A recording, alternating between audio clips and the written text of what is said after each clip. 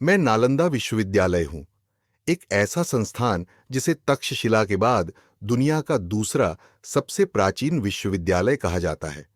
संपूर्ण विश्व में भारतीय उपमहाद्वीप को पहचान दिलाने वाले संस्थानों में मेरा नाम उल्लेखनीय रहा है।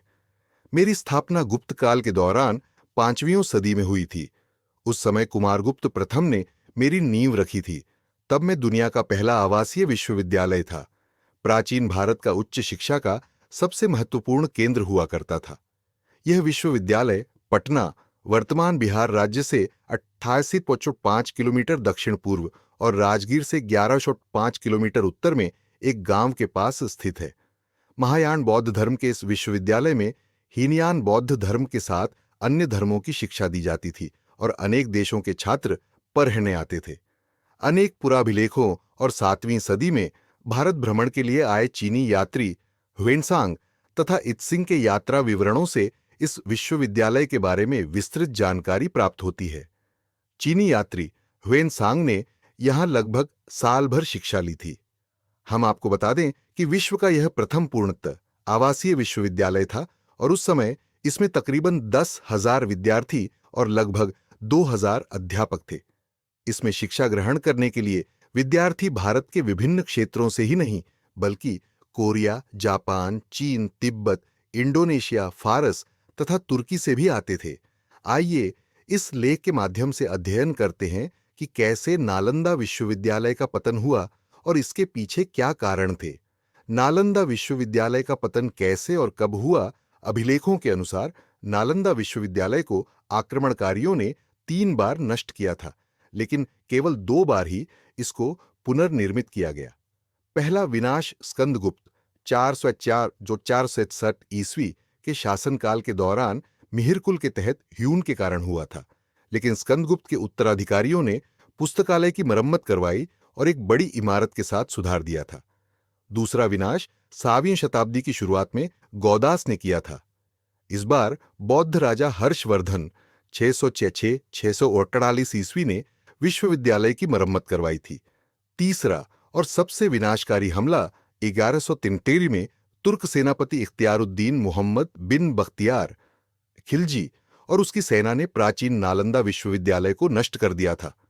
ऐसा माना जाता है धार्मिक ग्रंथों के जलने के कारण भारत में एक बड़े धर्म के रूप में उभरते हुए बौद्ध धर्म को सैकड़ों वर्षों तक का झटका लगा था और तब से लेकर अब तक यह पूर्ण रूप से इन घटनाओं से नहीं उभर सका है।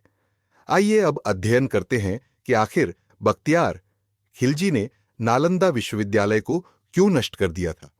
उस समय बख्तियार खिलजी ने उत्तर भारत में बौद्धों द्वारा शासित कुछ क्षेत्रों पर कब्जा कर लिया था और एक बार वह काफी बीमार पड़ी रहा। उसने अपने हकीमों से काफी इलाज करवाया, मगर वह ठीक नहीं हो सका और मरणासन्न स्थिति में पहुंच गया। तभी किसी ने उसको सलाह दी कि वह नालंदा विश्वविद्यालय के आयुर्वेद विभाग के प्रमुख आचार्य राहुल श्रीभद्र को दिखाए और इलाज करवाए, परंतु खिलजी इसके लिए तैयार नहीं था। उसे अपने हकीमों पर ज्यादा भरोसा था। वह यह मानने को तैयार नहीं था कि भारतीय वैद्य उसके हकीमों से ज्यादा ज्ञान रखते हैं या ज्यादा काबिल हो सकते हैं, लेकिन अपनी जान बचाने के लिए उसको नालंदा विश्वविद्यालय के आयुर्वेद विभाग के प्रमुख आचार्य राहुल श्रीभद्र को बुलवाना पड़ा। फिर बख्तियार खिलजी ने वैद्यराज के सामने एक अजीब सी शर्त रखी और कहा कि मैं उनके द्वारा दी गई किसी भी प्रकार की दवा नहीं खाऊंगा, बिना दवा के वो उसको ठीक करें। वैद्यराज ने सोचकर उसकी शर्त मान ली और कुछ दिनों के बाद वो खिलजी के पास एक कुरान लेकर पहुंचे और कहा कि इस कुरान की पृष्ठ संख्या इतने से इतने तक पढ़ लीजिए, ठीक हो जाएंगे। बख्तियार खिलजी ने वैद्यराज के बताए अनुसार कुरान को पढ़ा और ठीक हो गया था। ऐसा कहा जाता है कि राहुल श्रीभद्र ने कुरान के कुछ पन्नों पर एक दवा का लेप लगा दिया था। वह थूक के साथ उन पन्नों को पढ़ता गया और ठीक होता चला गया। खिलजी इस तथ्य से परेशान रहने लगा कि एक भारतीय विद्वान और शिक्षक को उनके हकीमों से ज्यादा ज्ञान था। फिर उसने देश से ज्ञान, बौद्ध धर्म और आयुर्वेद की जड़ों को नष्ट करने का फैसला किया। परिणाम स्वरूप खिलजी ने नालंदा की महान पुस्तकालय में आग लगा दी और लगभग 9 मिलियन पांडुलिपियों को जला दिया। ऐसा कहा जाता है कि नालंदा विश्वविद्यालय में इतनी किताबें थीं कि वह 3 महीने तक जलती रहीं। इसके बाद खिलजी के आदेश पर तुर्की आक्रमणकारियों ने नालंदा के हजारों धार्मिक विद्वानों और भिक्षुओं की भी हत्या कर दी।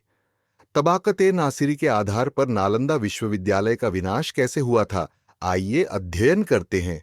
तबाकत-ए-नासिरी फारसी इतिहासकार मिन्हाजुद्दीन सिराज द्वारा रचित की गई पुस्तक है। इसमें मोहम्मद गौरी की भारत विजय तथा तुर्की सल्तनत के आरंभिक इतिहास की लगभग 1200 नालंदा शब्द संस्कृत के 3 शब्द ना सालम फ्लाज्दा से बना है। इसका अर्थ ज्ञान रूपी उपहार पर कोई प्रतिबंध न रखना से है। नालंदा की लाइब्रेरी में तकरीबन 90 लाख पांडुलिपियां और हजारों किताबें रखी हुई थीं। नालंदा विश्वविद्यालय को दूसरा सबसे प्राचीन विश्वविद्यालय माना जाता है, तक्षशिला के बाद। क्या आप जानते हैं कि ये 800 साल तक अस्तित्व में रही? नालंदा विश्वविद्यालय का इतिहास चीन के हुएनसांग और इत्सिंग ने खोजा था। ये दोनों 7वीं शताब्दी में भारत आए थे। इन्होंने इसे दुनिया का सबसे बड़ा विश्वविद्यालय भी बताया था। इस विश्वविद्यालय में चयन मेरिट के आधार पर होता था और निःशुल्क शिक्षा दी जाती थी। साथ ही उनका रहना और खाना भी पूरी तरह निःशुल्क होता था। इस विश्वविद्यालय में तकरीबन 10,000 विद्यार्थी और 2,000 अध्यापक थे। इस विश्वविद्यालय में भारत ही नहीं बल्कि कोरिया, जापान, चीन, Tibet, Indonesia, Iran, Greece, Mongolia आदि अन्य देशों के छात्र पढ़ने के लिए आते थे। नालंदा में ऐसी कई मुद्राएं मिली हैं जिससे ज्ञात होता है कि इसकी स्थापना 5वीं शताब्दी में गुप्त वंश के शासक कुमारगुप्त ने की थी। इस विश्वविद्यालय को बनाने का उद्देश्य ध्यान और आध्यात्म के लिए स्थान को बनाने से था और ऐसा कहा जाता है कि गौतम बुद्ध खुद कई बार यहां आए और रुके भी थे। नालंदा विश्वविद्यालय की लाइब्रेरी 9 मंजिल की थी और इसके 3 भाग थे, रत्नरंजक, रत्नोदधि और रत्नसागर। क्या आप जानते हैं कि इसमें धर्मगूंज नाम की लाइब्रेरी भी थी? इस विश्वविद्यालय में हर्षवर्धन, धर्मपाल, वसुबंधु, धर्मकीर्ति, आर्यवेद, नागार्जुन आदि कई अन्य विद्वानों ने पढ़ाई की थी।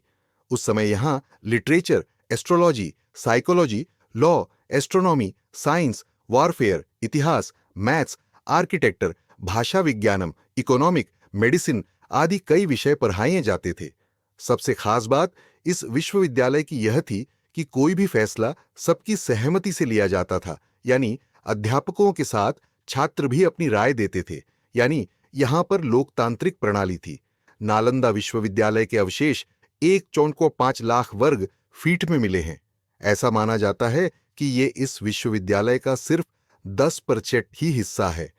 अर्थात ऐसा कहना गलत नहीं होगा कि नालंदा विश्वविद्यालय दुनिया का दूसरा सबसे प्राचीन विश्वविद्यालय है, जिसे इख्तियारुद्दीन मोहम्मद बिन बख्तियार खिलजी ने नष्ट कर दिया था।